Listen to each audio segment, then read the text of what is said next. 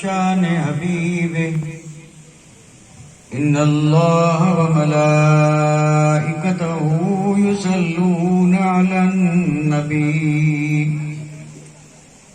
یا ایھا الذین آمنوا صلوا علیہ وسلموا تسلیما اللهم صل على سيدنا محمد وعلى آل سيدنا محمد. اللهم صل على سيدنا مولانا محمد وعلى آل سيدنا مولانا محمد وبارك وسلم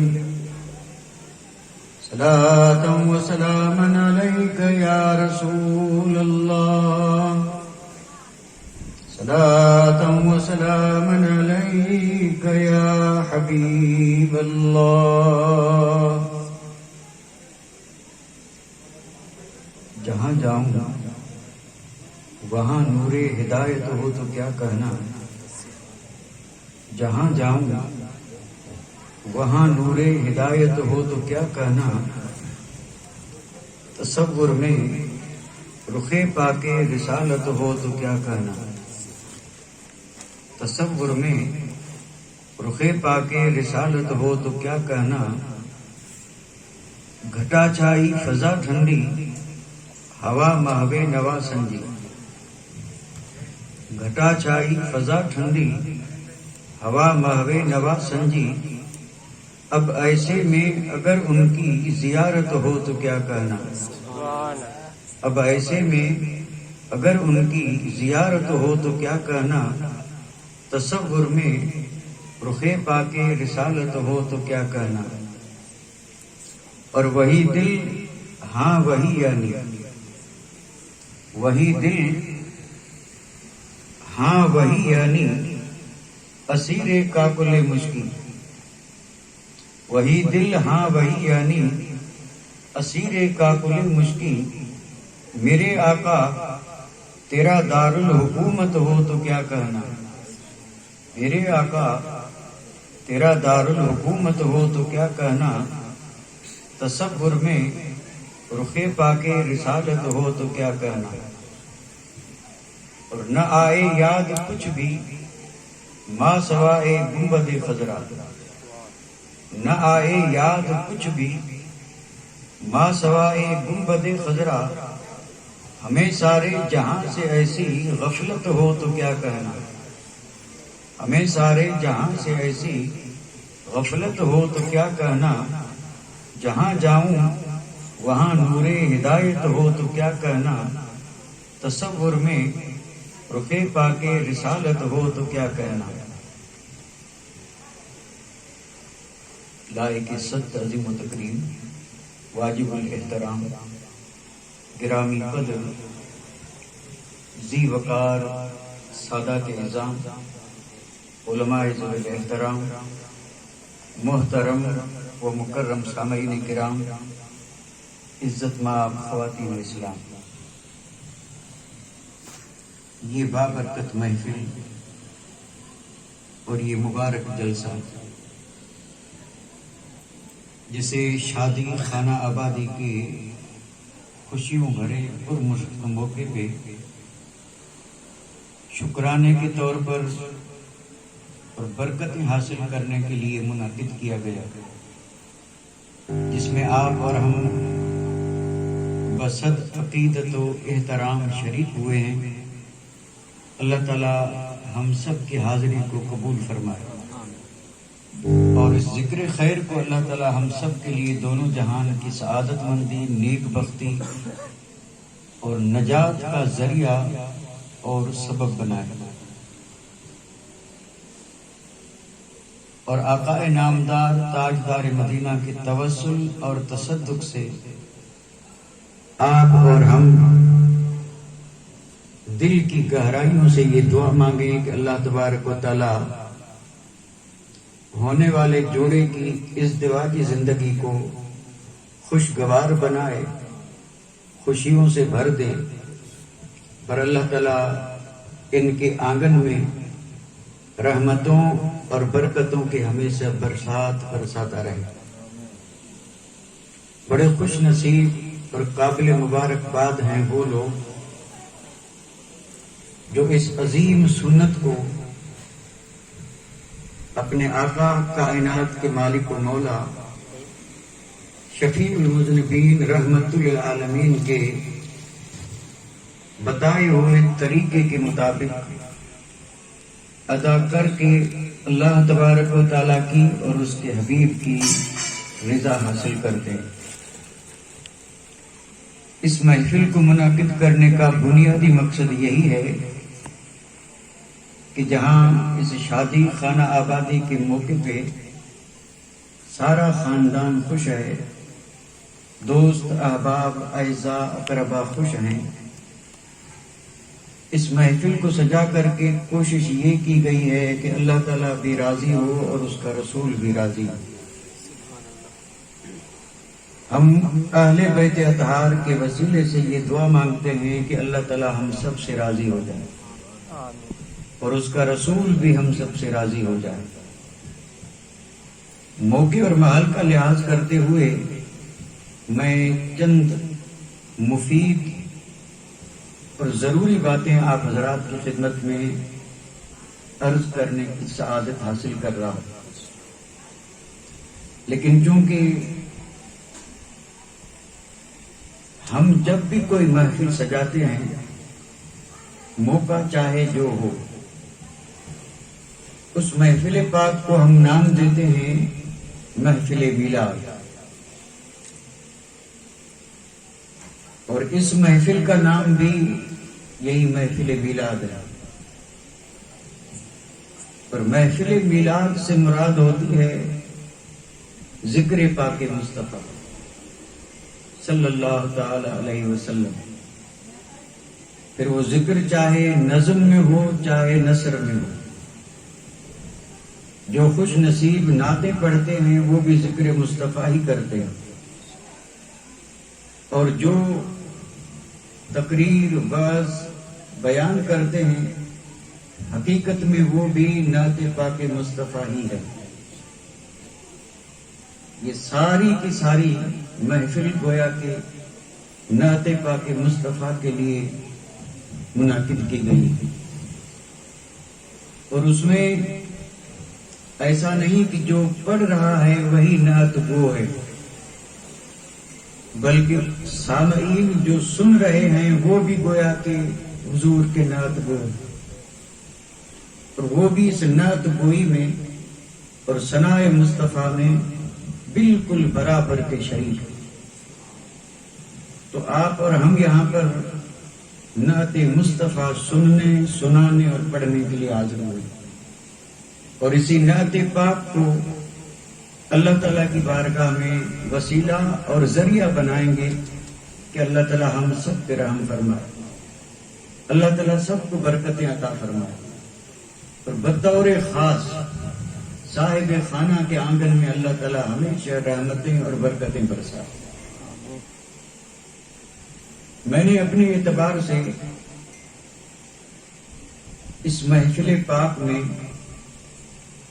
میلاد کے طور پر موقع اور محل کے لحاظ سے میرے اور آپ کے آقا کی ایک شان کا انتخاب کیا، اور وہ شان بیان کرنے کے لیے میں بالکل ہلکے انداز میں ایک سوال سے اپنی گفتگو کا آغاز کر رہا ہوں، اور اس سوال سے بھی پہلے ایک بات آپ حضرات ذہن میں رکھیں، اس کائنات میں چھوٹی بڑی جتنی بھی چیزیں ہیں، جب بھی کوئی چیز بنانے والا بناتا ہے تو اس پر یہ سوال ضرور قائم ہوتا ہے، چیز چاہے چھوٹی ہو بڑی ہو، جب وہ چیز بن رہی ہوتی ہے تو اس پر یہ سوال ضرور قائم ہوتا ہے کہ یہ چیز کس کے لیے بن رہی ہے۔ اور اس محفل پر بھی یہ سوال ہو سکتا ہے کہ یہ محفل کس کے لیے سجی ہے۔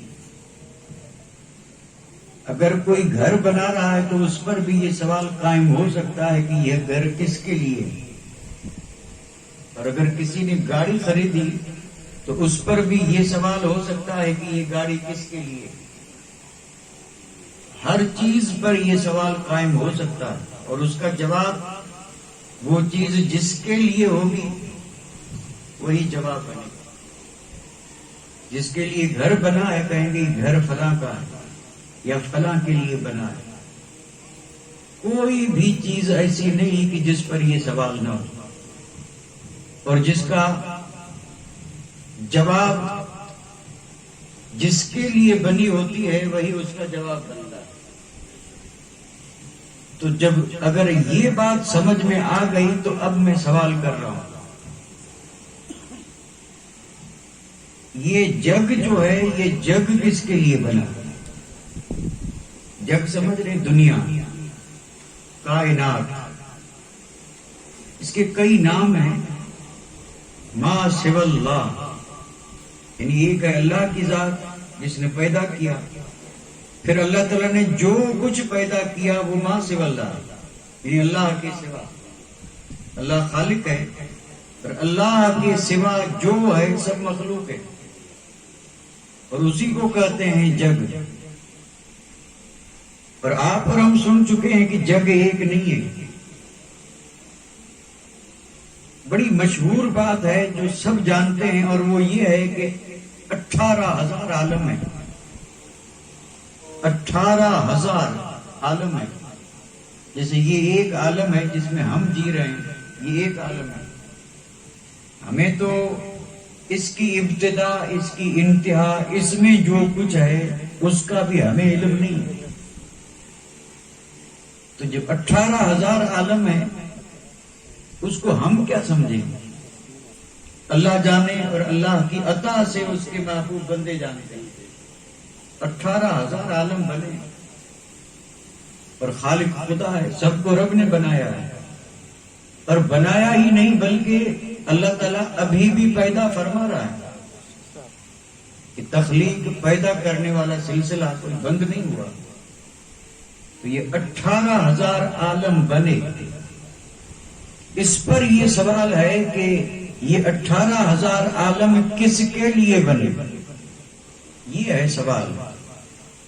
یعنی اللہ تعالیٰ نے 18,000 عالم بنائے، تو ظاہر بات ہے رب نے بنایا تو کس کے لیے بنایا؟ بھئی کسی کے لیے تو بنایا ہوگا۔ جب آدمی کسی چیز کو بناتا ہے تو بیکار نہیں بناتا، کسی نہ کسی کے لیے بناتا ہے۔ تو یہ 18,000 عالم رب نے بنائے تو کس کے لیے بنائے؟ آپ نے اگر میرا یہ سوال سمجھا ہو تو مجھے یقین ہے کہ آپ نے جواب بھی اس کا اپنے اپنے حساب سے سوچ لیا ہوگا۔ یعنی یہ جگ، یہ دنیا کس کے لیے بنی؟ تو جو بالکل مشہور بات ہے اس کو اگر ذہن میں رکھیں تو ہو سکتا ہے آپ نے جواب سوچ لیا ہو، اور وہ جواب یہ ہے کہ یہ سب رب نے بنایا ہمارے لیے۔ یعنی یہ 18,000 عالم کس کے لیے بنے؟ تو بڑی مشہور بات ہے، کہیں گے سب ہمارے لیے، یعنی انسان کے لیے۔ کیا یہ جواب نہیں؟ بالکل جواب ہے، اور یہ جواب ہم بارہا سن چکے ہیں، لیکن بھول جائیں تو الگ بات ہے۔ وہ جو علماء کرام تقریریں کرتے ہیں خصوصاً جمعے کے دن ممبر پر خطبہ دیتے ہوئے، اور وہ ایک آیت پڑھتے ہیں، وَمَا خَلَقْتُ الْجِنَّ وَالْإِنسَ إِلَّا لِيَعْبُدُونِ۔ یعنی اللہ تعالیٰ نے فرمایا میں نے جنات اور انسانوں کو عبادت کے لیے پیدا کیا۔ اسی آیت کے ضمن میں علماء کرام یہ ارشاد فرماتے ہیں اور یہ تقریریں کرتے ہیں کہ انسان بنا ہے عبادت کے لیے، اور پھر ساری کائنات کو رب نے بنایا انسان کے لیے۔ جواب درست ہوا، سب انسان کے لیے، اور اس کی تشریح بھی کرتے ہیں۔ یعنی انسان عبادت کے لیے، زمین بھی انسان کے لیے، انسان عبادت کے لیے ہے، آسمان انسان کے لیے، انسان عبادت کے لیے ہے، یہ ہوا انسان کے لیے، انسان عبادت کے لیے ہے، یہ پانی انسان کے لیے۔ اب اس طرح پوری کائنات، یعنی یہ شجر، حجر، شمس، قمر، یہ ساری چیزیں انسان کے لیے۔ بالکل مشہور مضمون ہے یہ، اور آپ اور ہم بارہ سن چکے ہیں، سب انسان کے لیے۔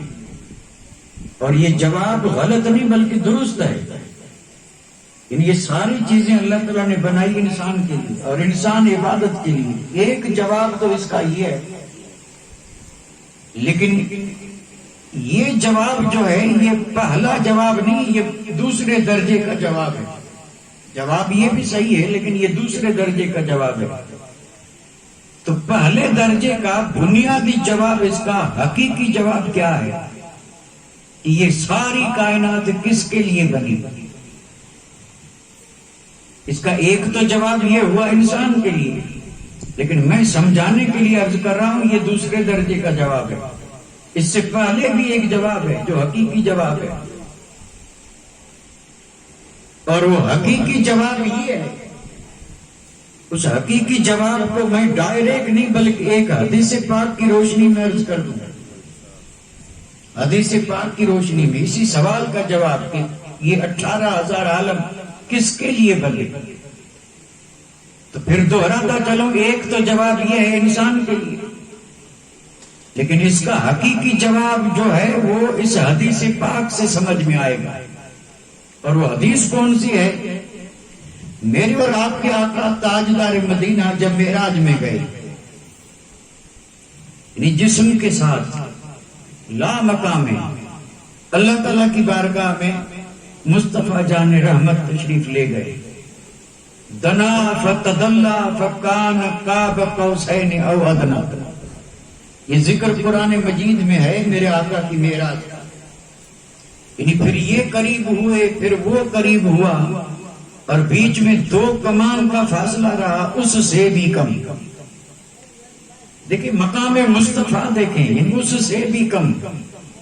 اب اس سے کم کتنا کسی کو خبر نہیں، اس سے کم کتنا یا تو بلانے والا خدا جانے یا جانے والے مصطفیٰ جانے، کسی کو کوئی خبر نہیں۔ اور قرآن مجید میں جہاں جہاں پر بھی اللہ تعالیٰ نے اپنے محبوب کی شانیں بیان کی ہیں، وہاں کسی کو حد نہیں بتائی، کسی کو حد نہیں بتائی، اتنا اتنا نہیں۔ دینے والا رب جانے اور وہ شانیں حاصل کرنے والے مصطفیٰ جانے، 2 کمان یا اس سے بھی کم۔ تو گویا کہ ملاقات ہوئی، مصطفیٰ جانے رحمت کی رب سے ملاقات ہوئی۔ اور ظاہر بات ہے جب ملاقات ہوتی ہے تو بات بھی ہوتی ہے، تو کیا اللہ اور اس کے حبیب کے بیچ بات نہیں ہوئی؟ قرآن مجید میں ہے فَأَوْحَا إِلَىٰ عَبْدِهِ مَا أَوْحَا، یہ اسی بات کا ذکر ہے کہ اللہ تعالیٰ نے وحی کی اپنے حبیب کی طرف جو وحی کی۔ اب یہ وحی، یہ باتیں، یہ راز و نیاز کی باتیں اللہ کے اور اس کے حبیب کے بیچ میں کتنی ہوئی، اللہ جانے اور رسول جانے۔ مفسرین نے اس کی تعداد ہزاروں میں بتائی ہے، یعنی ہزارہ باتیں ہوئی اللہ کے اور اس کے حبیب کے بیچ میں، ہزارہ باتیں، اور یہ سب راز کی باتیں۔ اب یہ سب راز تھے، راز کہتے ہیں اس کو ہیں جو کسی کو بتایا نہ جائے۔ لیکن ایک دوسری بات بھی عرض کرتا چلوں کہ راز اوروں کے لیے تو ہوتا ہے لیکن محبوب کے لیے راز نہیں ہوتا۔ تو اب یہ اللہ اور اس کے حبیب کے بیچ میں باتیں ہوئی اور یہ سب راز کی باتیں تھیں۔ اور حضور جب واپس اس کائنات میں تشریف لا رہے تھے تو کائنات میں حضور کے محبوب تھے، صحابہ سب حضور کے پیارے ہیں، اور جو حضور کے پیارے ہیں تو ان پیاروں میں سب سے زیادہ پیارے بھی ہیں، جیسے سیدنا صدیق اکبر ہیں۔ تو اب معراج سے واپس آئے اور صدیق اکبر نے تصدیق کی، تو یہ ایک بالکل عام فہم بات ہے کہ جب آپ اتنا سفر کر کے آئے تو صحابہ کرام میں سے کوئی نہ کوئی پوچھے گا کہ یا رسول اللہ آپ رب کی بارگاہ میں گئے، باتیں کیا ہوئی؟ تو اب یہ پوچھنے والے پیارے ہیں اور مصطفیٰ انہیں نہ بتائیں تو ذرا انہیں اچھا نہیں لگے گا. اس لیے رب نے بھی کرم فرما کر کے ان راز کی باتوں میں سے کچھ باتیں پیاروں پر ظاہر کرنے کی اجازت دی. معراج کے بعد میرے آقا نے ان کا اظہار بھی فرمایا، راز کی باتیں تھی، اظہار بھی فرمایا. تو صحابہ کرام پر جن باتوں کو آپ نے ظاہر فرمایا، ذکر فرمایا، ان میں ایک بات یہ تھی، جو ظاہر فرمایا ان میں ایک بات یہ تھی، اور وہ بات یوں کہ میرے آقا نے فرمایا کہ اے میرے دیوانوں، جب میں رب کی بارگاہ میں پہنچا اور رب سے جب باتیں ہوئی اور رب نے جب میری طرف وحی کی تو اللہ تعالیٰ نے فرمایا کہ اے محبوب، رب فرما رہا اپنے حبیب سے کہ اے محبوب، انا وانت وما سوا ذالک خلقت لاجلک. اب یہ ہے حدیث قدسی جس میں نے جو سوال کیا تھا نا اس کا جواب ہے. رب فرما رہا ہے کہ محبوب میں ہوں اور تو ہے، وما سوا ذالک، اور میرے اور تیرے سوا. اب بتائیے یہ ہماری سمجھ میں آنے والی بات نہیں ہے، یہ وہی سمجھ سکتے ہیں جن کے دلوں میں عشق کا سمندر موجزن ہے. رب فرما رہا ہے کہ محبوب میں ہوں اور تو ہے. اللہ اکبر. دو کے سوا ہے ہی کیا، دو کے سوا ہے ہی کیا. خالق خدا ہے اور مخلوق کو پیدا کیا صدقہ مصطفیٰ کا. تو رب نے فرمایا انا وانت، اے محبوب میں ہوں اور تو ہے، وما سوا ذالک، اور میرے اور تیرے سوا جو ہے، یعنی 18,000 عالم. رب فرما رہا ہے کہ محبوب میرے اور تیرے سوا جو ہے، اور جو ہے وہ 18,000 عالم ہے. اب سنیں جواب. رب نے فرمایا محبوب خلقت لاجلک، یہ 18,000 عالم محبوب میں نے تیرے لیے بنایا. رب نے فرمایا یہ 18,000 عالم اے محبوب میں نے تیرے لیے بنائے. تو اس حدیث قدسی سے ثابت ہوا کہ یہ ساری کائنات بنی کس کے لیے. ایک تو جواب وہ تھا کہ ہمارے لیے، انسانوں کے لیے، اور ایک جواب یہ ہے جو حدیث قدسی سے ثابت ہے، اور وہ یہ ہے کہ یہ 18,000 عالم بنے مصطفیٰ کے لیے. یعنی یہ ساری کائنات بنی کس کے لیے؟ مصطفیٰ کے لیے. اس لیے آپ اور ہم بند سنتے ہیں لیکن سوچتے نہیں. ہم نے بارہ سنا وہ جو نہ تھے تو کچھ نہ تھا، یہ اسی کا تو ذکر ہے. وہ جو نہ تھے تو کچھ نہ تھا، اور وہ جو نہ ہو تو کچھ نہ ہو. جان ہے وہ جہان کی، اور جان ہے تو جہان ہے.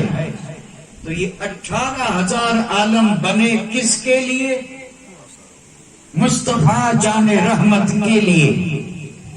اور اس حدیث سے ثابت ہے.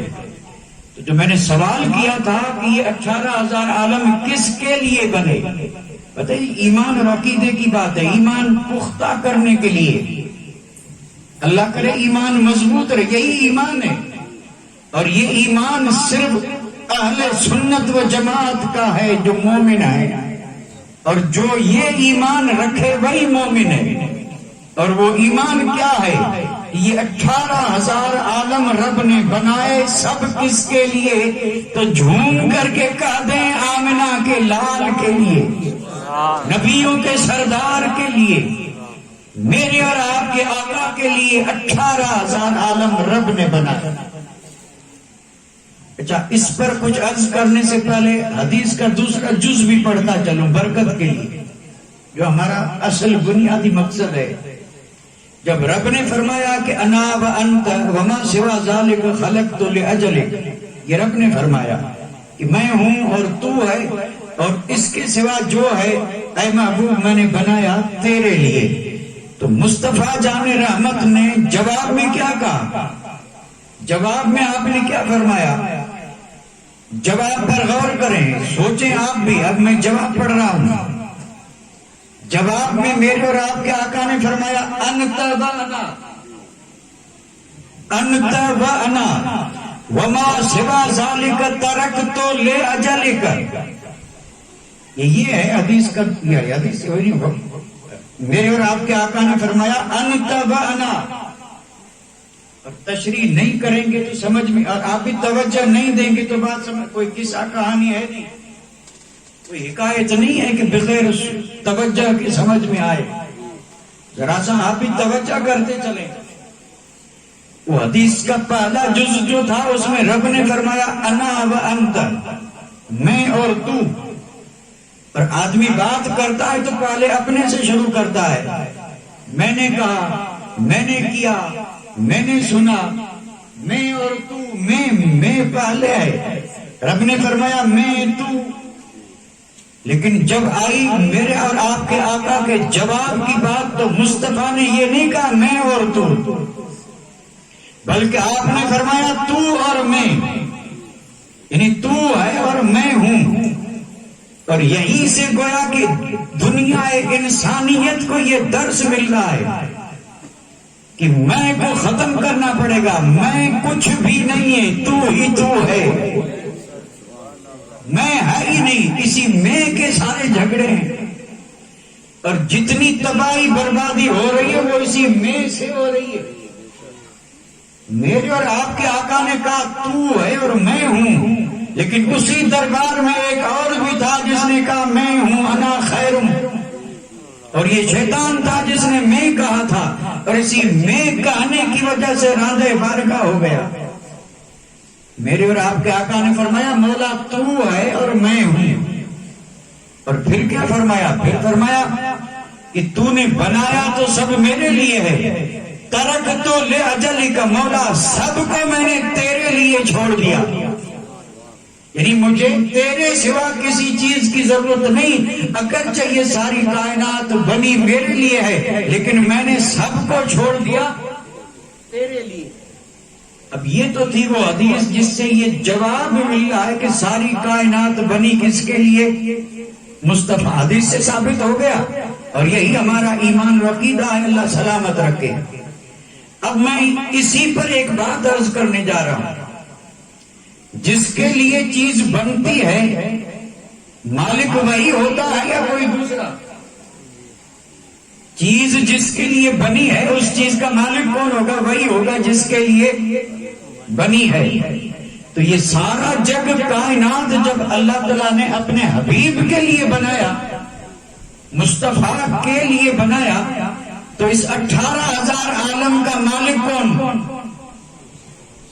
18,000 ما سوا اللہ، اللہ کے سوا یہ پورا جگ 18,000 عالم بنے مصطفیٰ کے لیے ہیں، تو مالک بھی مصطفیٰ ہیں۔ یہ اب اس کو ذرا یقین کے ساتھ سنیں، اور یہ جو میں عرض کر رہا ہوں اس پر آگے چل کر کے کچھ عرض کرنا ہے، اس لیے میں یہ بات عرض کر رہا ہوں، اللہ کرے سمجھ میں آئے۔ یعنی جگ بنا بھی مصطفیٰ کے لیے اور مالک بھی، کیونکہ جس کے لیے چیز بنتی ہے مالک بھی وہی ہوتا ہے۔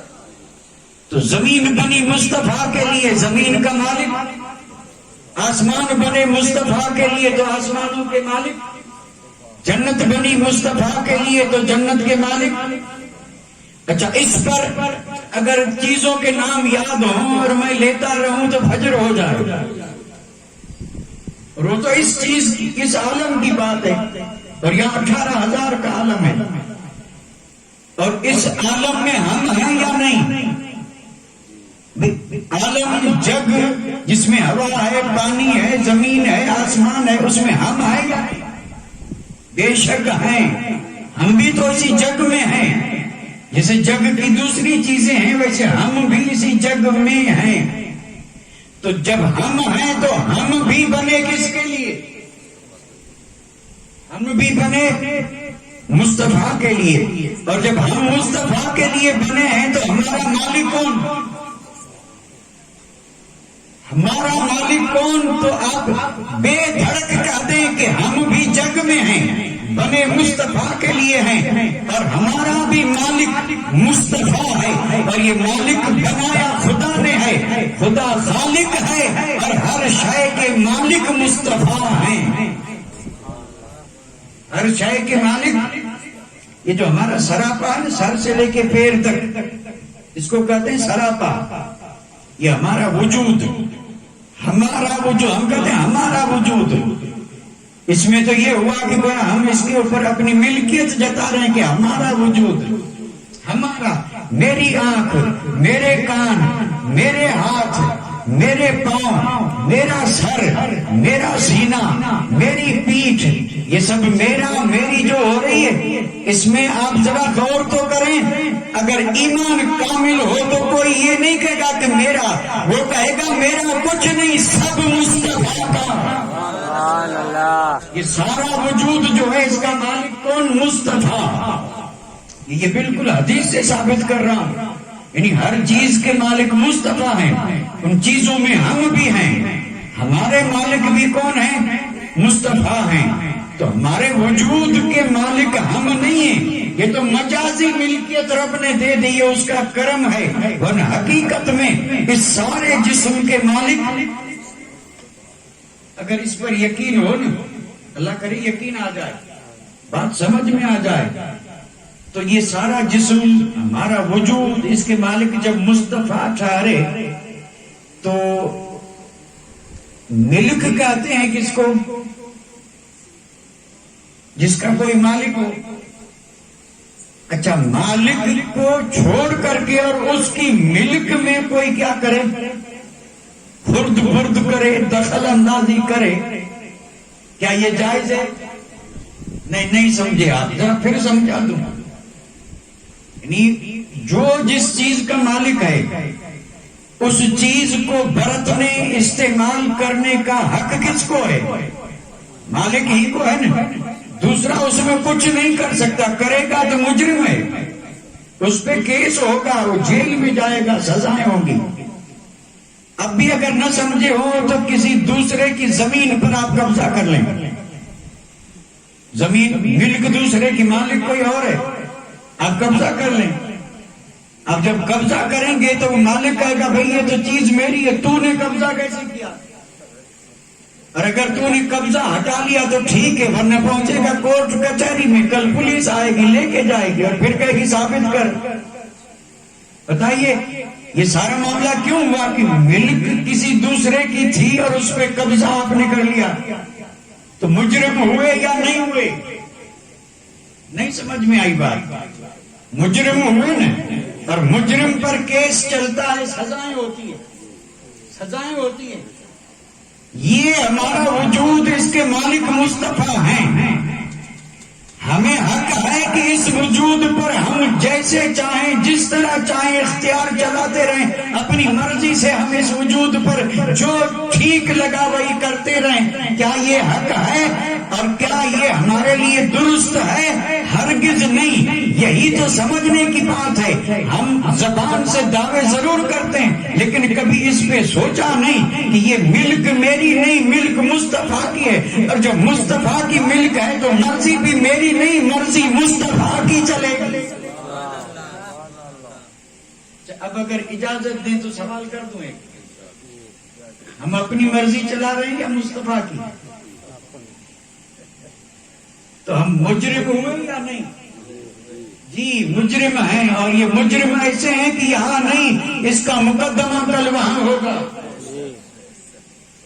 یہ یہاں کی بات نہیں ہے، ملک کسی اور کی تھی اور مرضی تیری، مقدمہ ہوگا یا نہیں ہوگا؟ اسی کو تو پیشی کہتے ہیں، اسی کو تو حساب کا دن کہتے ہیں، اور یہی تو پوچھا جائے گا کہ یہ چہرہ تیرا نہیں تھا کہ تو نے جیسے چاہا ویسے رکھا، یہ چہرہ تیرا نہیں تھا، اس کے مالک مصطفیٰ تھے، اور جب مصطفیٰ تھے تو اس میں تیری مرضی نہیں، چہرہ ویسا ہی رکھنا تھا جیسی مرضی مصطفیٰ کی۔ یہ جسم تیرا نہیں، اس کے مالک مصطفیٰ ہیں، تو تجھے کیا حق پہنچتا ہے کہ تو جو چاہے اسے پہنا دے اور جو چاہے اسے اسی طرح تو سوار دے؟ یہ تیری مرضی نہیں چلے گی، یہ سب پوچھا جائے گا، یہی تو حساب ہوگا۔ اور ہم ایمان والے ہیں، ایمان نام اسی کا ہے، اور ایمان کہتے ہی اس کو ہیں، اور ایمان والا اعلان یہ کرتا ہے کہ یا رسول اللہ میں تو مالک ہی کہوں گا، میں تو مالک ہی کہوں گا کہ ہو مالک کے حبیب، محبوب و محب بھی نہیں، میرا تیرا مصطفیٰ جان رحمت رب کے محبوب ہیں، اور محبوب محب میں میرا تیرا ہوتا نہیں، اس لیے جو رب کا ہے وہ مصطفیٰ کا ہے، مصطفیٰ اس کے مالک ہیں۔ اور اب حق یہ ہے کہ جو مرضی مصطفیٰ کی وہی کیا جائے، معاملہ چاہے جو ہو۔ یہاں صرف وجود کی بات نہیں ہے، بھئی اولاد جو ہے نا، اولاد کسی سے بھی پوچھیں یہ بیٹا کس کا، کہیں گے فلاں کا، یہ بیٹی کس کی، کہیں گے فلاں کی۔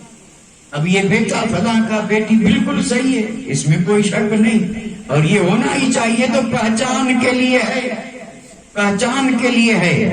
تو بیٹا بیٹے جب جوان ہوئے اور جب موقع آیا شادی کا، تو اب یہ مالک مصطفیٰ ہیں، تو شادی بھی مصطفیٰ کی پسند اور طریقے پہ ہونی چاہیے یا نہیں؟ بھئی جب ہماری ملک ہی نہیں تو ہم کیوں مرضی چلا رہے ہیں؟ اسی لیے تو دیا گیا طریقہ جس کا نام ہے طریقہ مصطفیٰ، اور جب تک ہم اس طریقے پہ چلتے رہے تو حال اور تھا، اور جب طریقے سے ہٹے تو حال وہی ہے جو دیکھ رہے ہیں۔ اس پر اور کیا وضاحت کی جائے؟ یعنی جب طریقے پہ چل رہے تھے تو حال اور تھا، اور کیا؟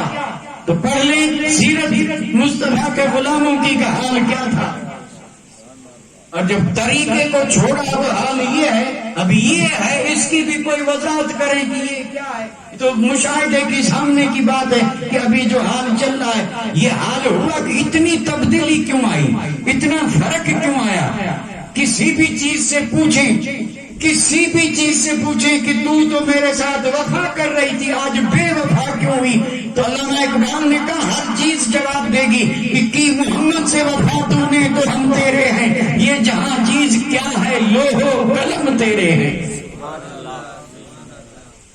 تو سوال میرا یہ تھا کہ یہ جگ بنا کس کے لیے؟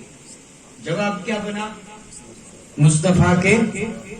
اعلیٰ حضرت عظیم البرکت نے، میں نے جو ابھی حدیث قدسی پڑھی اس کا اپنے حساب سے ٹرانسلیشن کیا، جو بڑے زبردست نعتیہ کلام ہے، میں اس کا صرف ایک بند پڑھ لوں کیونکہ اتنی ہی ہمارے پاس یعنی گنجائش ہے، سب مصطفیٰ کے لیے۔ تو اعلیٰ حضرت فرماتے ہیں یا رسول اللہ زمین و زمان،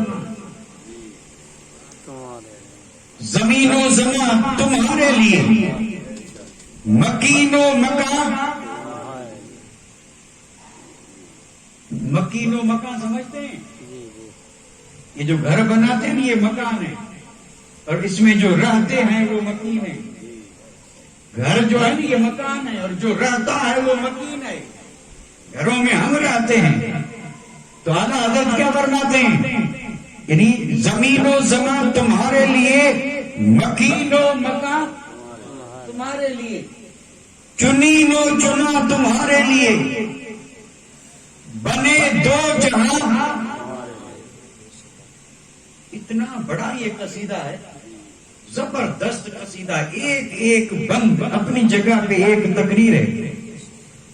زمین و زمان تمہارے لیے، مکین و مکان تمہارے لیے، چنین و چنا تمہارے لیے، بنے دو جہاں تمہارے لیے۔ اور پھر یہ لکھتے لکھتے لکھتے آگے فرماتے ہیں یا رسول اللہ ہم آئے یہاں، ہم آئے یہاں، یہ اسی حدیث پاک کی روشنی میں ہے ہم، اور یہ غلام کہہ رہا ہے، غلام امتی خوش نصیب صاحب ایمان جنت کا متمنی، اور اپنے آپ کو جنتی کہنے والا یہ کہہ رہا ہے ہم آئے یہاں تمہارے لیے. یا رسول اللہ سب تمہارے لیے، ہم آئے یہاں. پڑھتے ہیں کہ نہیں پڑھتے؟ جھومتے ہیں یا نہیں؟ نعرے بھی لگاتے ہیں، نعرے بھی لگاتے ہیں کیونکہ بات ہی ایسی ہے. ہم آئے یہاں. اچھا جب میں یہ پڑھتا ہوں تو سوچ میں پڑ جاتا ہوں کہ کہانی اور کتھنی میں زمین آسمان کا فرق ہے. ہم دعویٰ تو یہ کر رہے ہیں کہ ہم آئے یہاں، لیکن کیا ہم اس میں سچے ہیں؟ ہم سب یہی کہتے ہیں یا رسول اللہ ہم آئے یہاں. کہا تو یہ تمہارے لیے، لیکن حال بتا رہا ہے دنیا کے لیے. بتائیے سچے ہوئے بھائی، ہمارا حال بتا رہا ہے. ہونا تو یہ چاہیے کہ ہمارا ہر حال یہ بتائے کہ ہم مصطفیٰ کے لیے ہیں، اور حال یہ بتا رہا ہے کہ یہ سب دنیا کے لیے ہے. یعنی ہم اٹھیں تو اٹھنے سے پتا چلے کہ یہ مصطفیٰ کے لیے ہے، اور جب سونے جائیں تو سوتا دیکھ کر کے پتا چلے کہ یہ سونا بھی. ہم پہنے تو پہننے کو دیکھ کر کے ذرا ذرا پکارے کہ یہ مصطفیٰ کے لیے ہے.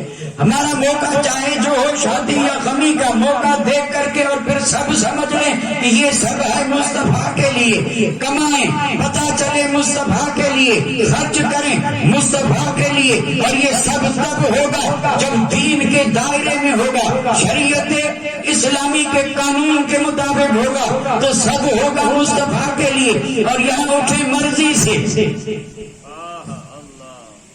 اور 8 بجے اٹھ کر کے کہے اٹھا ہوں مصطفیٰ کے لیے. اٹھا 8 بجے، حالانکہ اٹھنا چاہیے تھا فجر کے وقت. 8 بجے اٹھ کر کے اور پھر جھوم کر کے کہہ رہا یا رسول اللہ اٹھا ہوں. تو ہم تو کیا غیر بھی کہیں گے جھوٹ مت بول. مصطفیٰ کے لیے اٹھنے والے 8 بجے نہیں، مصطفیٰ کے لیے اٹھنے والے سحر کے وقت اٹھتے ہیں، فجر سے بھی پہلے تہجد کے لیے اٹھتے ہیں. وہ کہہ سکتے ہیں کہ اٹھا مصطفیٰ کے لیے.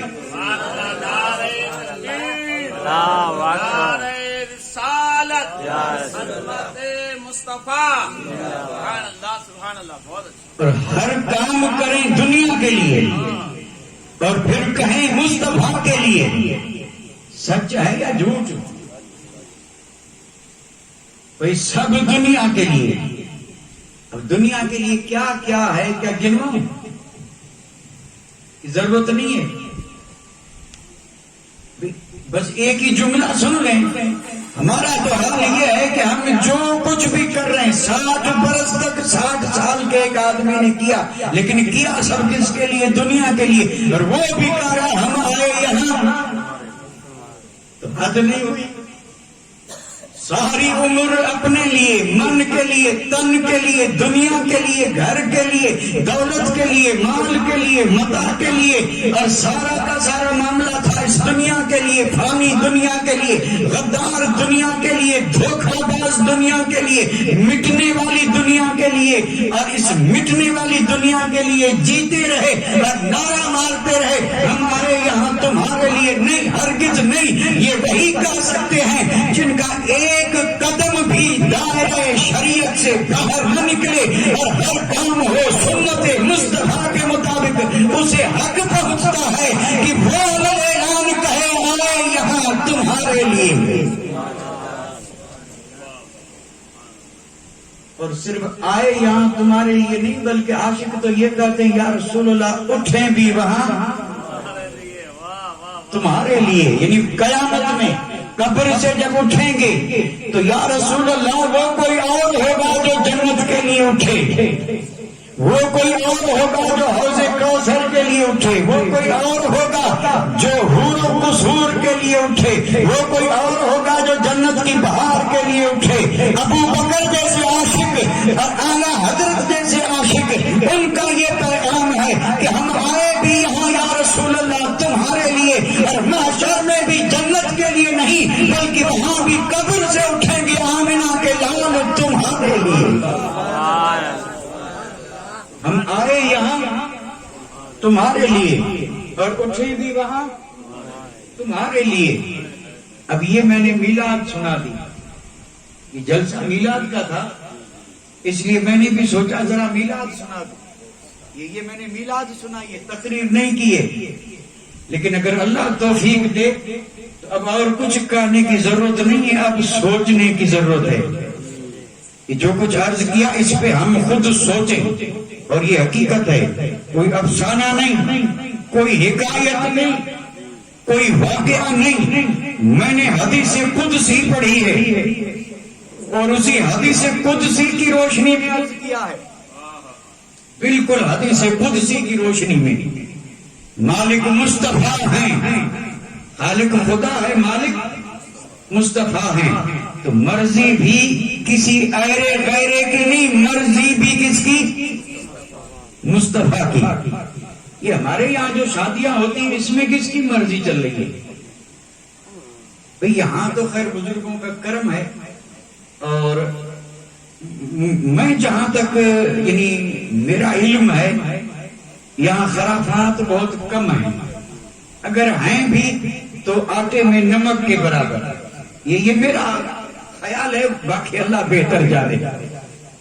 तो ज्यादा जो है वो मुझसे ज्यादा आप जानते हैं। भाई शादी सुन्नत है ना, शादी या इसका कोई और भी नाम है? किसी से भी पूछें, शादी सुन्नत। ये जितने भी शादी करते हैं सब यही करते हैं भाई। सिर्फ ईमान वालों के यहाँ शादी होती है? पूरे जग में हो रही है, हर कौम में हो रही है कि नहीं? चाहे ईसाई, चाहे यहूदी, चाहे सिख, चाहे मुशरिक, कोई भी शादी तो सबके यहाँ हो रही है। शादी क्या वो भी इसके साथ लफ्ज सुन्नत बोलते हैं? शादी तो सबके यहाँ हो रही है, लेकिन सब यही कहते हैं शादी सुन्नत है। अब कुछ तो हाँ ना तो करें ना भाई। मैंने आप हजरात से पूछा कि शादी क्या है, तो अल्हम्दुलिल्लाह मर्द हो या औरत हर मोमिन जानता है और जवाब यही देगा कि सुन्नत, शादी सुन्नत। और जब ये लफ्ज मैंने बोला तो ज़हन में ये ख्याल आया कि जरा पूछता चलूं, मेरी मालूमात में इजाफा हो कि क्या सब यही बोल। एक ईसाई से पूछे शादी तो क्या वो भी कहेगा सुन्नत? नहीं कहेगा। ईसाई कह भी नहीं सकता,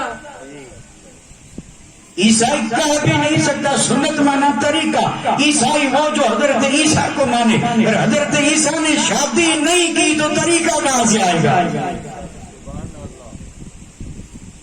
सुन्नत माना तरीका।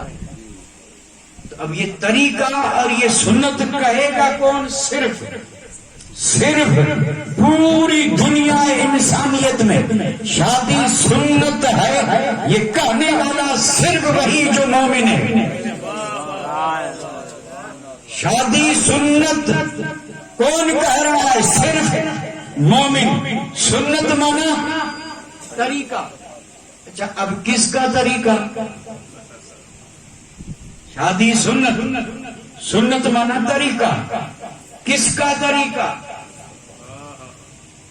तो ये जो शादी के मौके पे खुतबा पढ़ते हैं उसमें हदीस पढ़ते हैं, याद नहीं है क्या? बरसों से सुन रहे हैं।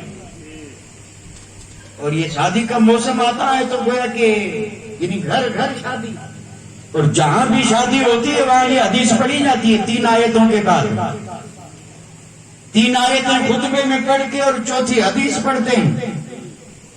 और हदीस में मेरे और आपके आका ने फरमाया, अन निकाहो मिन सुन्नती। ये हुजूर ने फरमाया, कलमा पढ़ने वाले मोमिन, ये जो निकाह है, निकाह शादी, फरमाया ये मेरी सुन्नत है। हुजूर ने फरमाया ये मेरी सुन्नत है। तो अब हुजूर का फरमान जब ये हुआ कि ये मेरी सुन्नत है, मानते हैं या नहीं? शादी हुजूर की सुन्नत। अच्छा, सुन्नत है, तरीका है, बरसों सुनते चले आए, सुन भी रहे, लेकिन कभी सोचा सुन्नत का मकाम क्या है? حضور نے فرمایا یہ میری سنت ہے، تو کبھی سوچنا بھی تو چاہیے نا کہ سنت کہتے کس کو ہیں، یہ سنت چیز کیا ہے، سنت کا مقام کیا ہے؟ تو ایک جملہ عرض کر دوں، سنت ہے، اور سنت کہتے ہیں عبادت کو۔ سنت مانا عبادت، شادی سنت اور سنت عبادت۔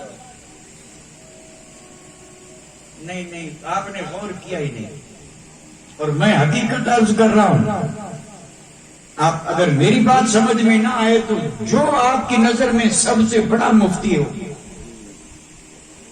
پورے ورلڈ میں، صرف انڈیا میں نہیں پورے ورلڈ میں، جو آپ کی نظر میں بڑے سے بڑا مفتی ہو، اس سے پوچھیں کہ ایک مولوی صاحب نے یہ کہا کہ سنت مانا عبادت، کیا وہ صحیح کہہ رہا تھا؟ پھر دیکھیں جواب کیا آتا ہے، اور جواب جو آئے گا نا، میں جو کہہ رہا ہوں اس سے بھی اونچا آئے گا، ہوش کی دفع کریں۔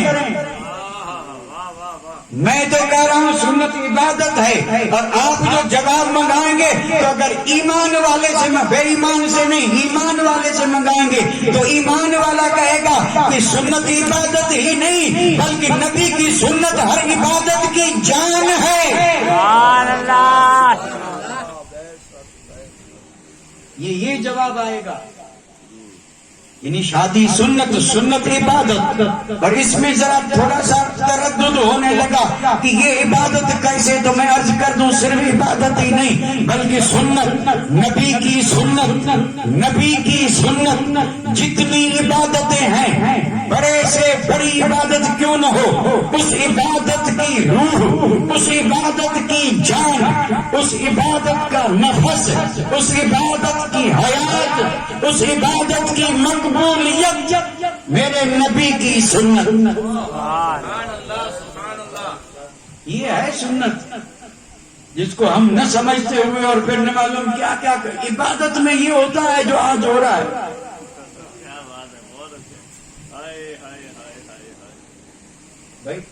شادی سنت، سنت عبادت، اور پھر عبادت میں عبادت، یہ میں آج سے پہلے میں نے کبھی اس اشارے سے بات نہیں کی، آج کر رہا ہوں، اور اس لیے کر رہا ہوں کہ نام نہ لینا پڑے ان چیزوں کا، یہاں نام لینا بھی اچھا نہیں ہے کیونکہ یہ ذکر کس کا ہو رہا ہے، اس میں ان چیزوں کا نام لیں، اس لیے میں نام نہیں لے رہا ہوں، اشارہ کر رہا ہوں کہ شادی کے موقع پہ جو ہو رہا ہے، اللہ کرے نہ ہو لیکن ہو رہا ہے، اور ہو بھی رہا ہے تو عبد الرحمان، عبد الستار، عبد الکریم غلام نبی کے گھر میں ہو رہا ہے، غلام غوث کے گھر میں ہو رہا ہے، اور کیا ہو رہا ہے وہ آپ مجھ سے زیادہ جانتے ہیں۔ سنت عبادت، اور عبادت میں یہ چیز، اس کو عبادت کہیں گے؟ شادی سنت، سنت عبادت، عبادت ہی نہیں عبادت کی جان، پھر دوہرا دوں، سنت ہر عبادت کی، یہ مقام بتا رہا ہوں سنت کا جس سے ہم غافل ہیں، اور اگر سنت کا مقام سمجھ میں آ جائے اور سنت کی شان سمجھ میں آ جائے تو مومن جان دے لیکن سنت جانے نہ دے۔ یہ ہماری جو سنتیں جا رہی ہیں اور جن پر ہم ذرا بھی دھیان نہیں دیتے، یہ اس کی بنیادی وجہ یہ ہے کہ ہم سنت کو سمجھے نہیں ہیں، ہم سنت کی قدر نہیں کر رہے ہیں، ہمیں مقام مرتبہ ہی معلوم نہیں کہ سنت کہتے کہ اس کو سن لیں، سنت عبادت کی جان ہے۔ نہ سمجھ میں آیا تو ذرا وضاحت کر دوں، جتنی بھی عبادتیں ہیں اس میں افضل عبادت نماز ہے، افضل عبادت نماز ہے، ساری عبادتوں میں افضل نماز عبادت کون سی ہے؟ نماز، اور نماز کا حکم رب نے دیا، اقیموا الصلاۃ، نماز قائم کرو، بس اتنا ہی۔ قرآن مجید میں نماز کی فرضیت کے لیے صرف اتنا ہی ہے، اقیموا الصلاۃ، ایمان والو نماز قائم کرو، بس اب کیسے کریں گے بھائی؟ آج تو خیر ہمیں پتا ہے کہ یہ نماز ہے، کیونکہ علم ہے کہ یہ کھڑے ہو کر کے تکبیر تحریمہ کہنا، ثنا پڑھنا، درود پڑھنا، قرات پڑھنا، رکوع کرنا، سجدہ کرنا، یہ نماز ہے۔ قیام، قعدہ، سلام نماز ہے۔ قرآن میں اس کا ذکر نہیں، قرآن میں صرف اتنا کہا اقیموا الصلاۃ۔ اور جب یہ آیت اتری تھی تو ہم چیز کیا ہیں؟ صحابہ کرام کے ذہن میں بھی اس وقت نماز کے لیے کوئی تصور نہیں تھا، تو صحابہ کرام نے عرض کی تھی یا رسول اللہ حکم آیا ہے پڑھیں گے، ضرور پڑھیں گے، لیکن قرآن تو صرف یہ کہہ رہا ہے کہ پڑھیں کیسے، تو اب کیسے پڑھیں؟ ہمیں تو کوئی علم نہیں۔ تو بخاری اٹھا کر کے دیکھیں، میرے آقا نے فرمایا سلو کما رأیتمونی اصلی، تم مجھے دیکھو میں جیسے پڑھ رہا ہوں، جیسے جس کو دکھائی دے میری اداؤں کو اپناؤ، یہی نماز ہے۔ سبحان اللہ۔ حکم رب نے دیا، طریقہ کس نے بتایا؟ یہی سنت ہے، یہی سنت ہے۔ سنت اگر سنت کو الگ کر دیں کوئی نماز نہیں پڑھ سکتا، اور اگر نماز جیسی افضل عبادت میرے آقا کے طریقے کے خلاف کرے، نماز نہیں ہوگی۔ حالانکہ کام سب وہی کرے، لیکن حضور کے طریقے کے خلاف، سنت کے خلاف کرے گا، نماز ہوگی؟ نہیں ہوگی نا۔ نماز نہیں ہوئی تو عبادت بھی نہیں ہوئی۔ بھئی نماز میں رکوع ہے، سجدہ ہے، قیام ہے، قعدہ ہے۔ ایک صاحب یہ کہہ رہا ہے کہ نماز پڑھوں گا لیکن اس ترتیب سے نہیں جو مجھے پسند آئے، وہ پہلے سجدہ کرے پھر اٹھ کر کے رکوع کرے۔ سجدہ بھی کیا، رکوع بھی کیا، اور یہ نماز شروع کرتے ہی بیٹھ جائے، عطیات پڑھے کہ پہلے عطیات پڑھ لوں پھر قرات کروں گا۔ آپ ذرا فیصلہ دیں، نماز ہوگی؟ حالانکہ یہ کام تو سب نماز کے ہیں، رکوع، سجدہ، قعدہ، قیام، قرات، سلام، یہ سب کر رہا ہے، لیکن میرے آقا کا طریقہ یہ ہے کہ پہلے تکبیر تحریمہ، اس کے بعد ثنا، تعوذ، تسمیہ، فاتحہ، قرات، رکوع، سجدہ اور قعدہ، سلام، یہ ترتیب ہے۔ اسی کا نام تو سنت ہے۔ اگر سنت نہیں تو پھر نماز نہیں۔ سنت نہیں تو بتائیے یہ سنت عبادت، اہم عبادت کے لیے جان ہوئی یا نہیں؟ سنت نکال دیں تو نماز بے جان ہے، کسی کام کی نہیں۔ تو ثابت ہوا سنت صرف عبادت ہی نہیں بلکہ ہر عبادت کی جان ہے۔ اور شادی کیا ہے؟ سنت۔ یہ پھر زور دے کر کے بولا شادی اور سنت۔ اچھا ایک سوال پھر اگر آپ اجازت دیں تو آپ سے پوچھ لو، جب عبادت ہے تو کیا ایسا بھی ہو سکتا ہے کہ عبادت کے لیے منع آ جائے کہ عبادت ان دنوں میں نہیں، ان مہینوں میں نہیں، ان حالات میں نہیں؟ کیا ایسا ہو سکتا ہے؟ نہیں ہو سکتا۔ بھئی جب عبادت ہے تو عبادت جب چاہیں کر لیں، عبادت ہے تو جب چاہیں کر لیں۔ اور یہاں تو اسی عبادت کے لیے کبھی یہ آپ کا کیا اقرب جو ہے یہ آگے آ جاتا ہے۔ اقرب آپ نہیں سمجھے، کمر در اقرب۔ یہ جو کیلنڈر والے ہیں، کیلنڈر والے، حساب والے، وہ کہتے ہیں مہینے میں 3 دن چاند جو ہے نا یہ بچھو میں آتا ہے۔ یہ 12 برج جو ہے نا اس میں ایک برج کا نام اقرب ہے، اقرب مانا بچھو۔ اب یہ ان کی من گھڑت بات، یعنی 3 دن ہے اور اس کو شاید بچھوڑا یا کچھ بولتے ہیں، اور کیلنڈر میں اس کا نقشہ بھی بنا رہتا ہے کہ یہ فلاں فلاں تاریخیں جو ہے نا یہ ناقص ہیں، یعنی اچھی نہیں ہیں۔ حیرت ہو گئی، ایمان والا بھی یہ کہے اچھی نہیں، کیا اچھا برا اس کے ہاتھ میں ہے؟ نہیں، خیر و شر رب کے ہاتھ میں ہے۔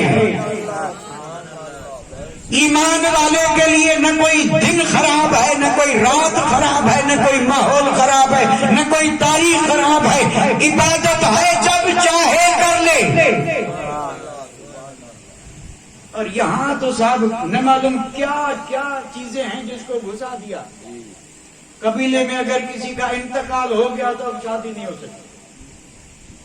حد ہو گئی، حد ہو گئی کہ نہیں؟ اور یہ تو بعض جگہوں پہ تو سال سال بھر تک انتظار کرتے ہیں کہ دیکھو اب شادی نہیں ہو سکتی، نہ شادی میں جا سکتے ہیں نہ شادی کر سکتے ہیں۔ اچھا ایک بات بتائیے، ایک آدمی کا وصال ہوا اور کہہ رہے ہیں شادی نہیں کریں گے، اور 4 5 10 مہینے اللہ کی مرضی ہے پھر دوسرا چلا گیا۔ اچھا یہ تو اللہ کی مرضی ہے، اب شادی نہیں کریں گے، کچھ 4 5 مہینے کے بعد پھر چلا گیا، یہ تو سلسلہ چل رہا ہے۔ تو اگر اسی پر رہے تو پھر شادی ہو سکتی۔ اور شریعت نے اس کی بڑی ممانعت کی ہے، جو آدمی چلا جائے اس کے لیے سوگ منانا صرف 3 دن، صرف 3 دن۔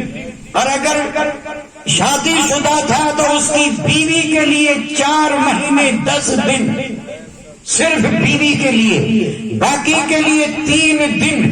3 دن تک وہ بھلے غم میں رہیں، 3 دن کے بعد جتنے بھی جائز کام ہیں خوشی سے کر سکتے ہیں، اور کریں گے تو برکت ہوگی، کیونکہ یہ رسم ریت اس کو مٹائیں گے تو اللہ راضی ہوگا، سنت زندہ ہوگی، 100 شہیدوں کا ثواب ملے گا، 100 شہیدوں کا ثواب ملے گا۔ مومن کے لیے کوئی چیز رکاوٹ بن ہی نہیں سکتی۔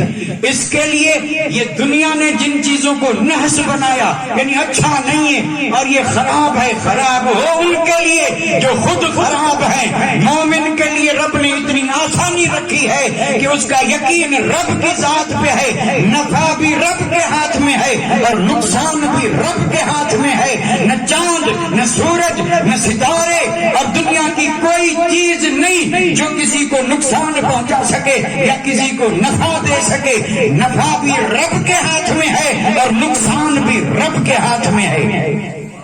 لیکن کبھی کبھار ہوتا ایسے ہے، اس کو بولتے ہیں اتفاق۔ اتفاق، اور اتفاق اس چیز کو یقینی بنا دیتا ہے۔ بھئی نقصان ہونا تھا اور اس نے کسی چیز پر یہ خیال رکھا کہ یہ کروں گا تو نقصان ہوگا۔ نقصان تو ہونا ہی تھا اور قدرتی ہو گیا، بس اب اس کے لیے کیا بن گیا؟ ثبوت بن گیا کہ دیکھو نقصان ہوا۔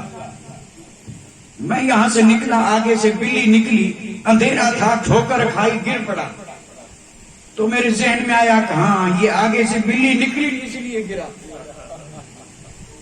یہ اتفاق ہے۔ اور اسی طرح کے اتفاق جو تھے انہوں نے عقیدے بنا ڈالے، یہ سب غلط عقیدے ہیں، غلط۔ اور ایک بات عرض کر دوں، ایسے غلط عقیدے بعض لوگوں کو ولی بنا دیتے ہیں، ولی بنا دیتے ہیں۔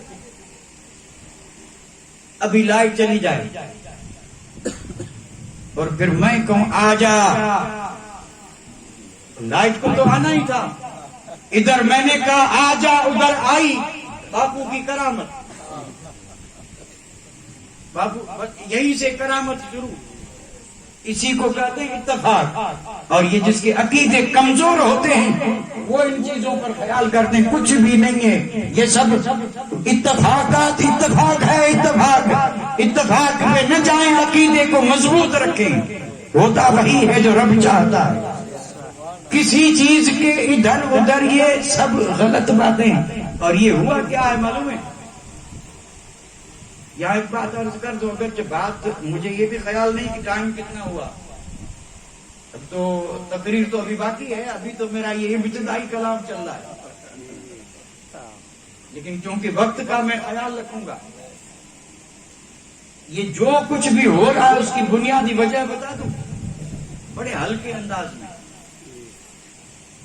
اور آپ نے بھی سنا، اور ایسی بات نہیں کہ نہ سنی ہو، بڑی سنی ہوئی بات ہے۔ یہ جو چرواہے ہیں، چرواہے بکریاں چرانے والے، یہ بکریاں چرانے والا چرواہا جنگل میں بکریاں چرا رہا تھا، اتفاق سے شیر کا بچہ مل گیا۔ بالکل چھوٹا شیر کا بچہ اس نے اٹھا لیا. اب اتنا سا بچہ ہے تو ظاہر بات ہے اس میں وہ ہمت نہیں کہ جس سے آدمی ڈرے. اب اس نے اس بچے کو اٹھا لیا اور لے آیا بکریوں کے لیبڑ میں. اب شیر بھائی گوشت کھانے والا، شکار کرنے والا، لیکن ماحول کیسا ملا؟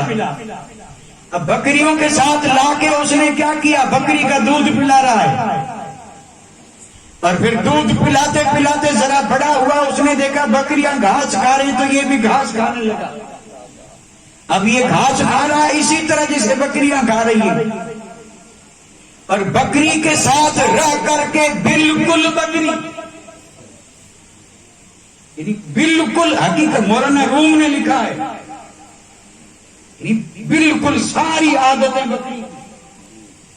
ایک دن اتفاق سے کیا جنگل میں یہ بکریاں دور نکل گئی. اب یہ اچھا خاصا بڑا بن گیا شیر، بکریوں کے ساتھ بکری بنا پھر رہا ہے. اب جب جنگل میں گیا ادھر سے نکلا ایک حقیقی شیر. اس نے جب حملہ کیا تو بکریاں بھاگی، ساتھ میں یہ بھی بھاگا اور بکریوں سے بھی آگے.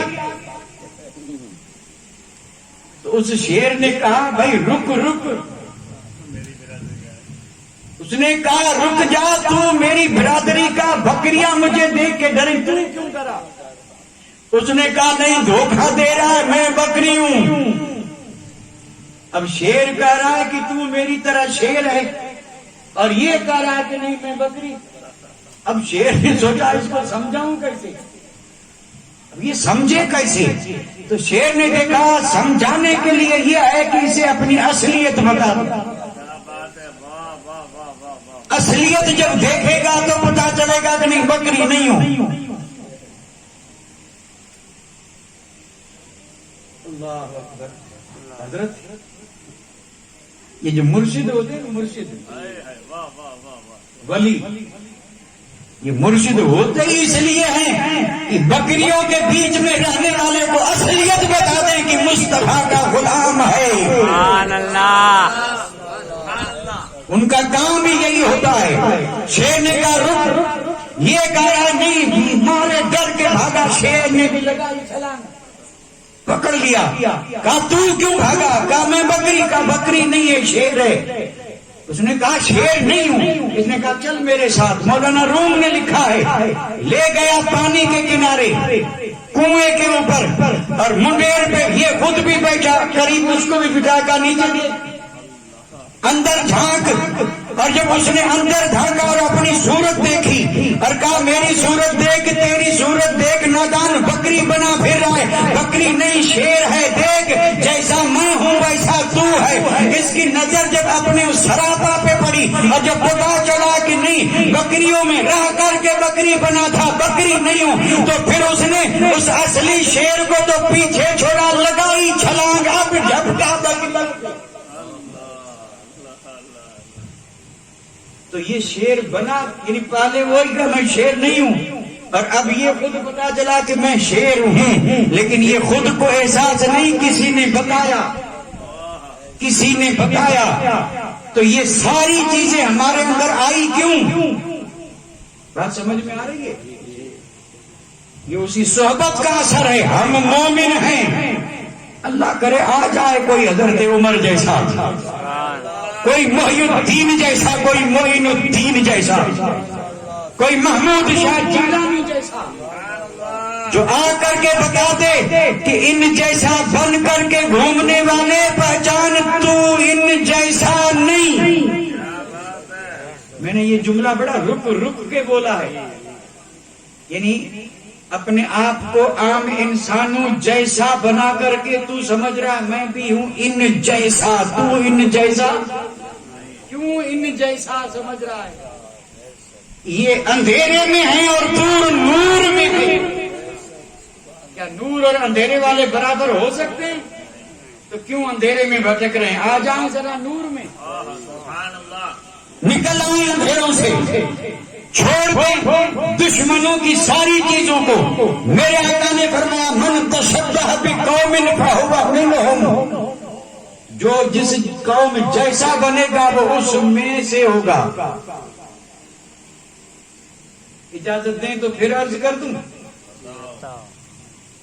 یعنی جس نے جس قوم کی مشابہت کی، جو جس جیسا وہ اس کے ساتھ، جو جس جیسا وہ. ہلکی بات ہے کیا؟ یہ کوئی ہلکی بات ہے؟ اچھا اگر اجازت مانگ کر کے تو سوال کرو، ہم کس جیسے؟ ہم نے ایک نوجوان نام عبد الکریم، والد کا نام عبد الرحمان، ٹیڑھی مانگ. ارے بھول گیا. وہ ٹیڑھی مانگ تو کئی برسوں پہلے ہوتی تھی، اب مانگ نہیں، اب تو سر پہ بال ایسے ہیں کہ اگر رات میں آدمی دیکھے تو سمجھ لے بھوت آیا. چاروں طرف سے صاف اور بیچ میں. اب مانگ کی ضرورت، مانگ سمجھ رہے ہیں کہ نہیں؟ یعنی اسلامی طریقہ جو ہے نا، یہ مانگ بیچ میں ہوتی ہے، زلفیں اور بالکل بیچ میں مانگ نکالنا، یہ سنت. آدھے بال ادھر آدھے، یہ مانگ ہے، سنت ہے. میرے آقا کی زلفیں تھی اور اسی طرح مانگ ہوتی تھی. اور پھر یہ مانگ بدلی بنی ٹیڑھی، ایک طرف ٹیڑھی بنی کہ نہیں؟ لوگ یہ سمجھ رہے تھے کہ اس سے کیا ہوتا ہے، کیا کیا اس نے دل ٹیڑھا کر دیا. تجھے پتا نہیں چلا تیری اس ٹیڑھی مانگ نے تیرے سارے وجود کو ٹیڑھا کر دیا. سارا گھر ٹیڑھا، سارا محلہ ٹیڑھا، سارا معاشرہ ٹیڑھا. سیدھا ہوگا کیسے جب کس نے راہ ہی ٹیڑھی لی ہے. اب ٹیڑھی مانگ، ٹائی سمجھ رہے ہیں؟ تو چلو ٹائی کو جانے دو. شرٹ اور شرٹ نہیں تو ٹی شرٹ، یہ تو سمجھ میں آ رہا ہے. شرٹ، ٹی شرٹ، پینٹ، ٹھیک ہے. اس کے بعد ایک دوسرا لفظ ہے ہاف پینٹ. سمجھے؟ ہاف پینٹ میں نا چڈی. یہ نام تو سب جانتے ہیں نا. یہ لباس ہے، لباس، یہ سب لباس ہیں. کون پہن رہا ہے؟ کس کے پہن کون رہا ہے؟ کس کی مشابہت ہو رہی ہے؟ ابو بکر صدیق کی، حضرت عمر کی، 1.25 لاکھ صحابہ کی، بے شمار اولیاء کی، رب کے محبوب بندوں کی. تو کس کی مشابہت ہو رہی ہے؟ اور حدیث میں ہے جو جس جیسا وہ اس کے ساتھ، جو جس جیسا وہ. اتنی بھاری بات ہے. تو اگر کوئی بنے گا مصطفیٰ کے غلام جیسا تو حدیث سے ثابت ہوا محشر میں بھی ہوگا غلام کے ساتھ. اگر کوئی اپنے آپ کو مکمل سیرت میں، صورت میں، لباس میں، کردار میں، کام کاج میں، غم کے موقع پہ، خوشی کے موقع پہ، غریبی میں، مسکینی میں، امیری میں، تندرستی میں، بیماری میں، فقیری میں، غنا میں، شہنشاہی میں، رعایا بننے میں، غرضے کے ہر جگہ پہ جس نے بنایا اپنے آپ کو مصطفیٰ کے غلام جیسا، تو یہاں اور وہاں وہ ہوگا مصطفیٰ کے غلام کے ساتھ. کس کے ساتھ رہنا چاہیں گے؟ ما آتاکم الرسول فخذوہ، یہ آیت پڑھی تھی میں نے. آیت میں نے یہی پڑھی تھی اور آپ نے غور بھی نہیں کیا. ہم سوچتے بھی نہیں، اور کچھ لوگ آیت پڑھتے بھی نہیں، اور آیت پڑھتے، اور کچھ لوگ پڑھتے بھی ہیں تو پڑھتے ایک ہے مانا دوسرا، اور ہم اس پہ نعرے لگاتے ہیں سبحان اللہ. آیت ایک پڑھی، مانا دوسرا کیا، اور پھر اس کی تشریح پھر تیسری، اور واقعہ چوتھا. 4 نعرے لگے. غلط ترجمہ کیا، نعرہ لگا. غلط تشریح کی، نعرہ لگا. غلط واقعہ، نعرہ لگا. یہ ہو کیا رہا ہے؟ یہ اس کی کمی نہیں ہے، یہ میری کمی ہے، قوم کی کمی ہے جو یہ بھی نہیں سوچتی یہ کیا کہہ رہا ہے، کیا بول رہا ہے. نہیں، سوچنا ہمارا ذمہ ہے. ہم بھی کچھ اس میں سوچیں کہ کیا بولا، کیا نہیں، کیا پڑھا، کیا ترجمہ کیا. اس کے لیے ہمیں بھی ذرا بیداری کا ثبوت دینا ہوگا.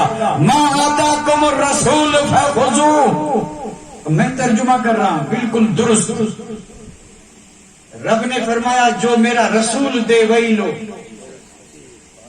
جو میرا رسول دے، پوری زندگی کا قانون دے دیا، مکمل زندگی کا قانون دے دیا کہ وہ غلام تجھے زندگی میں بہت ساری چیزیں ضرورت پیش آئے گی اور لینی پڑیں گی، لیکن جب لینے کی بات آئے تو دنیا جو دے اسے مت لینا، جو تیری مرضی ہو اسے مت لینا، جو قوم لے رہی ہو اسے مت لینا، بلکہ جو رب نے فرمایا میرا محبوب دے اسے لینا. زبردست مضمون ہے، زبردست. میرے جیسا فقیر بھی اگر بولے تو 3-4 گھنٹے اسی پہ بول سکتا ہے، صرف اسی پہ. میرے جیسا اور بولنے والے تو عمر بھر بولتے ہیں، کیونکہ زندگی بھر کا قانون ہے. پوری عمر کے لیے قرآن نے قانون دے دیا، لے وہی جو رسول نے دیا. شادی کرنی ہے، شادی کے بے شمار طریقے ہیں، گھر گھر شادیاں ہو رہی ہیں، اور مومن اس کے گھر آنگن میں آئی شادی کی بہار. اب کون سے طریقے کو لے؟ اندر سے آواز آئی یہ وہ، اچھا اس نے اس نے یہ بھلا، یہ سب اس میں بھاگ گیا. اور جب کسی طریقے پہ اس کا دل نہ ٹھہرا تو پیچھے سے قرآن نے کہا نادان بھٹکتا کیوں ہے، چھوڑ دنیا کے طریقوں کو، شادی میں طریقہ وہی لے جو رسول نے دیا. ما آتاکم الرسول فخذوہ. جو اللہ کا رسول دے. اچھا پھر کچھ چھوڑنا بھی پڑتا ہے کہ نہیں؟ چھوڑنا پڑتا. ہم چھوڑتے ہیں کہ نہیں؟ بہت ساری چیزیں چھوڑ دیتے ہیں. نہیں چھوڑتے کہ ہر چیز نہیں لیتے. تو اس میں قرآن نے قاعدہ یہ دیا کہ اپنی مرضی سے مت چھوڑنا. اللہ کا رسول کہے چھوڑ دے تو اسے چھوڑ دینا. جسے رسول کہے چھوڑ دے اسے، اور جسے رسول کہے لے لے اسے. اگر ان 2 چیزوں پہ عمل ہو جائے تو جنتی ہے، بالکل دیندار ہے، وفادار ہے، اور رسول کا جانثار ہے، اور یہ صحابہ کا سچا دیوانہ ہے، اور یہ ولیوں کا بھی عاشق ہے. کون؟ جو رسول نے دیا اسی کو سینے سے لگایا، اور جس سے منع کیا اس کے قریب بھی نہیں گیا. وما علینا الا البلاغ، وآخر دعوانا ان الحمد للہ رب العالمین.